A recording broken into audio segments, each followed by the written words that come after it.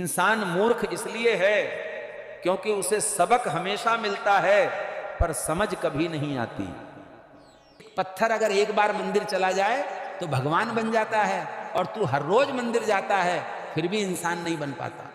जनता के नाम पर खाता है वो भीड़ में संत कहलाता है, और जो जनता के लिए लड़ता है वो गद्दार ठहराया जाता है। मूर्ख इंसान लाश को छूता है तो साबुन से नहाता है, पर किसी बेजुबान की लाश को थाली में परोस कर खा जाता है। दिखावे में इतना उलझ गया है कि अब पूजा भी कैमरे के सामने होती है और दान भी फोटो के साथ।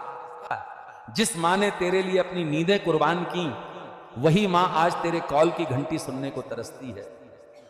जिस जगह जीत चाहता है तू, रिश्तों में, बातों में, दुनिया में भी, बस एक जगह हार मांगता है, फूल वाले की दुकान पर। शायद वहां तुझे याद आता है भगवान से नहीं जीत सकते। फिर में भगवान से क्या मांगते हो? समानता, न्याय, इंसाफ। फिर ये क्या है? गरीब भक्त के लिए 5 घंटे की लाइन, अमीर वीआईपी के लिए 5 मिनट का दर्शन। भगवान के सामने तो भेद मत करो, गरीब हो या अमीर, भक्त तो भक्त है।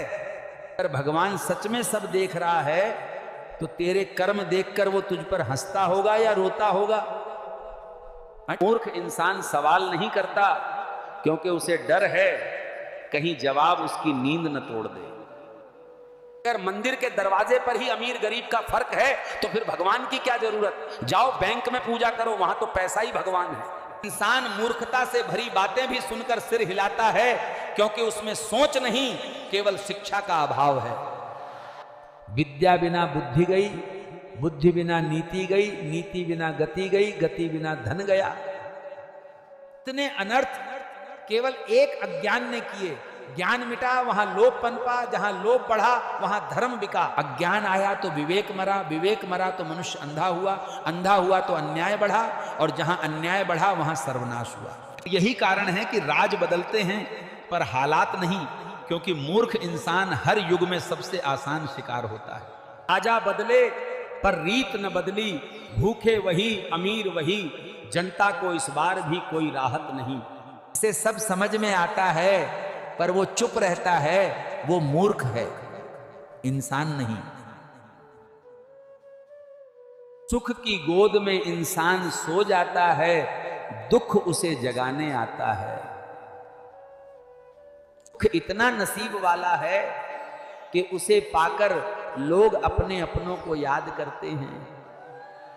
धन इतना बदनसीब है कि उसे पाकर लोग अपने अपनों को भूल जाते हैं। और आखिर में बस इतना ही कहूंगा, इंसान मूर्ख इसलिए है क्योंकि वो अपनी असली शक्ति को नहीं पहचानता। वो खुद में भगवान का अंश होते हुए भी अपने आप को गुलाम समझता है।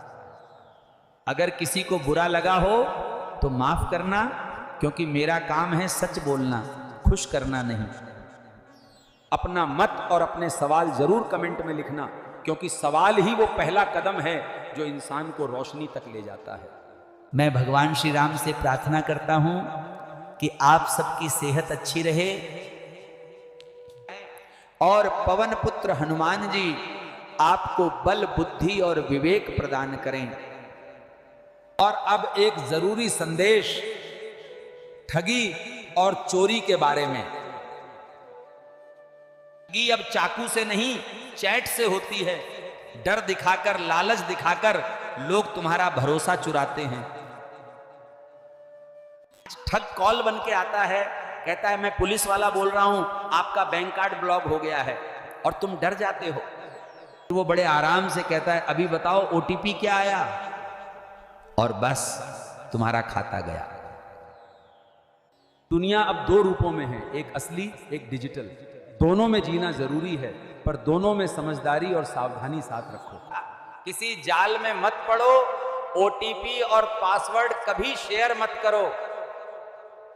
इसी के साथ इस सत्संग का समापन करता हूं। जय श्री राम, भारत माता की जय।